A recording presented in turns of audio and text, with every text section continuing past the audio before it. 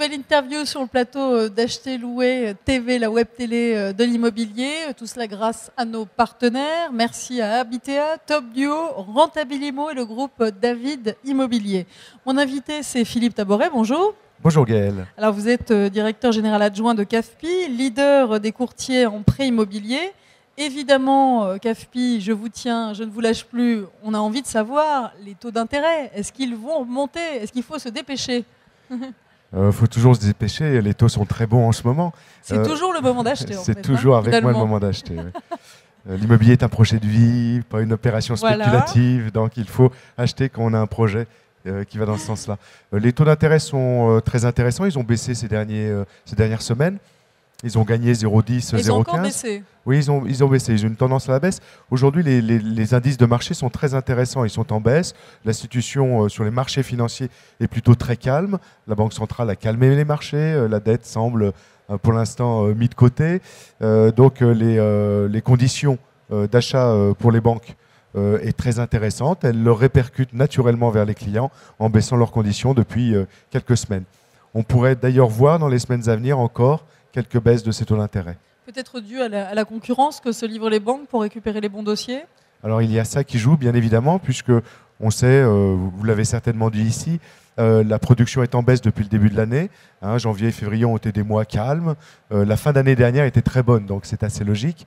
Et bien sûr, toutes les banques ont des objectifs de réalisation et de volume, donc elles ont envie de conquérir les meilleurs clients.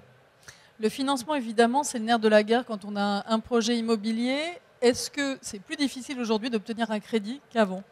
Alors non, d'ailleurs j'ai lu partout que le manque de transactions de ces débuts d'année était aussi dû aux banques qui ne prêtaient pas ou difficilement, qui avaient resserré leurs critères. Nous ne le constatons pas, premièrement, puisque en tant que courtier, on a vraiment l'offre de toutes les banques. Bien sûr. Et c'est elles qui nous donnent les contraintes de passage de dossier. On ne le constate pas réellement. Les banques ont envie de prêter, elles ont besoin de prêter, en tout cas en immobilier. Alors même si elles sont peut-être plus difficiles sur d'autres crédits, pas sur l'immobilier, c'est pour elles un outil de conquête de clientèle dont elles ont besoin et qu'elles savent très très bien utiliser. Mais pour être un tout petit peu technique, d'ici à la fin de l'année, avec notamment BAL 3 qui les oblige à avoir plus de liquidités, est-ce qu'il n'y aura peut-être pas une remontée de ces fameux taux? Non, ça ne joue pas sur les taux BAL 3. Enfin, elles ont besoin de faire des marges. Mais ça, c'était anticipé et depuis l'année dernière, elles ont recouvert des marges intéressantes. Donc, sur ce point de vue-là, elles n'ont pas de problème de marge. Il faudrait que les taux, les indices, le coût de l'argent remonte pour cela. Bien sûr, en fin d'année, les taux risqueraient de remonter pour d'autres raisons. Comme je l'explique, alors c'est un pronostic qui peut se révéler faux, mais en tout cas, comme tous les pronostics, celui-là, en tout cas, pourrait se révéler. On a été dégradé en début d'année, la note de la France a été dégradée, de 3A à A+, avec des perspectives quand même négatives. Et on pourrait voir après les élections, c'est-à-dire au mois de mai-juin, les autres agences de notation dégrader à leur tour la note de la France, ce qui entraînerait une remontée des taux, puisque les marchés perdraient confiance, bien évidemment, mécaniquement. Et là, les banquiers répercuteraient ces taux directement à leur clientèle. Donc là, pour l'instant, on est vraiment dans une fenêtre très favorable. Ce printemps, le printemps de l'immobilier est aussi favorable aux emprunteurs, puisqu'ils achètent à des conditions plus faibles. Aujourd'hui, les taux d'intérêt sont un petit peu inférieurs ou tout proche de 4% sur du taux fixe sur 20 ans, la durée de 20 ans étant la plus utilisée, et pourrait encore baisser de 0,10, 0,15 dans les 2-3 mois qui viennent. Mais on pourrait revoir les taux grimper sur les alentours de 5% d'ici la fin de l'année. Donc, vous me demandiez si c'était le bon moment. Oui, il y a une fenêtre de tir qui est très intéressante. On négocie les prix, ils sont en baisse. On négocie les taux, ils sont en baisse. Donc peut-être qu'il y a des opportunités à saisir.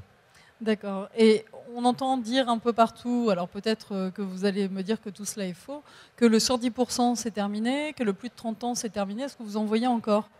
Alors ça fait partie des restrictions dont on parlait juste avant. Le 110% n'a jamais été l'apanage des banques. On en a fait avant la crise de 2007. Donc beaucoup de banques s'y étaient mis en disant les prix montent, on finance 110 mais demain ça vaudra 120 ou 130. On n'a pas de risque. Aujourd'hui, on sait qu'on est sur un marché stable. Ce ne sont pas des critères qui se resserrent, c'est juste du bon sens. Les prix sont un petit peu à la baisse, mais de toute façon sont stagnants. On ne voit pas les prix chuter non plus. Il ne faut pas rêver. En France, il manque du logement, donc les prix seront toujours tendus avant qu'on ne construise suffisamment de logements.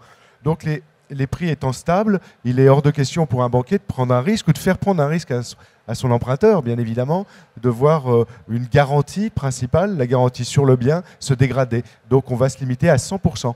Mais 100%, c'est déjà bien, on finance 100% du prix d'achat de l'acquisition. D'accord. Alors, vous mettez le doigt évidemment sur une réalité douloureuse. Il manque de logements en France. On estime le manque à peu près 900 000, 1 million, selon les indicateurs.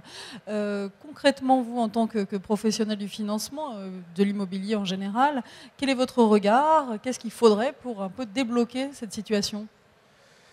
Eh ben, il faut simplement une vraie politique du logement en France qui n'existe plus depuis 40 ans et un vrai courage politique derrière, puisque c'est toujours difficile. Une politique du logement s'engage sur 10-15 ans et on sait que c'est pas électoraliste en fait, c'est ça? Ouais, c'est pas le temps politique, puisque c'est un quinquennat, le temps politique. Il faut du vrai courage politique, mais je crois que c'est devenu un impératif. Il y a trop de mal logement en France, il manque du logement et donc des gens sont mal logés, mais ça, sur toute la chaîne, hein, ça part du social bien sûr. Il faut que tout le monde participe à créer suffisamment de logements, c'est terrible quand même. Le logement en France, c'est un outil de production intéressant puisqu'il ne peut pas être délocalisé. Construisons français, bah oui, nos promoteurs sont français. On travaille sur la France, ça fait donc ça combat le chômage. Économiquement, c'est très porteur, bien sûr, de croissance.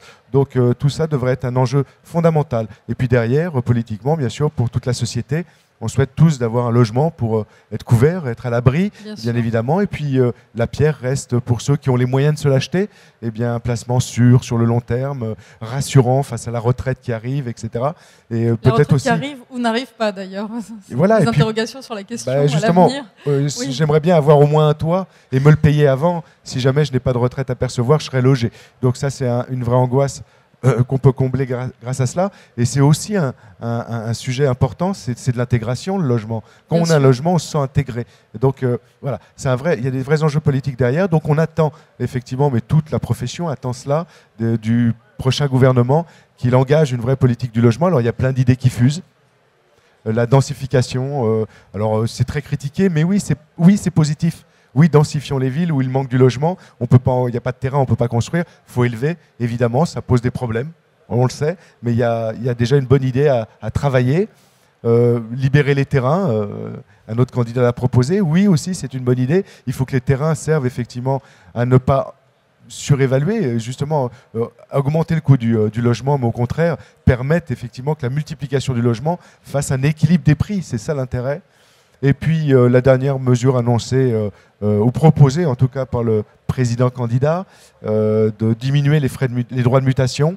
Alors c'est très polémique. Oh oui, mais on va enlever des ressources aux collectivités locales, qui va payer, etc., etc. On a besoin d'argent. Oui, mais en même temps, si on donne de la fluidité au logement, on sait que 85% des opérations d'acquisition immobilière se font sur l'ancien. Et l'ancien, on paye à chaque fois 8%, 7%, 9%, suivant le montant de droits de mutation. Et ben on n'a pas envie de changer, on a envie de rester chez soi et d'en faire le moins possible. Si on veut donner de la mobilité et puis surtout permettre aux jeunes d'accéder, on ne va pas les pénaliser. Je vous disais tout à l'heure qu'on finançait 100% du prix du logement, on ne finance pas les frais notaires. Ben, si on diminue ce coût de frais de notaire, il y en aura plus qui pourront acheter. Donc tout ça est très favorable au développement de l'acquisition, à la mobilité, c'est très favorable à la société en définitive. Il faut vraiment se mobiliser, oui. Effectivement, on se rend compte que cette question de l'accession à la propriété, c'est vraiment au carrefour entre des enjeux sociaux, des enjeux politiques, des enjeux presque philosophiques aussi, économiques, d'urbanisme, etc.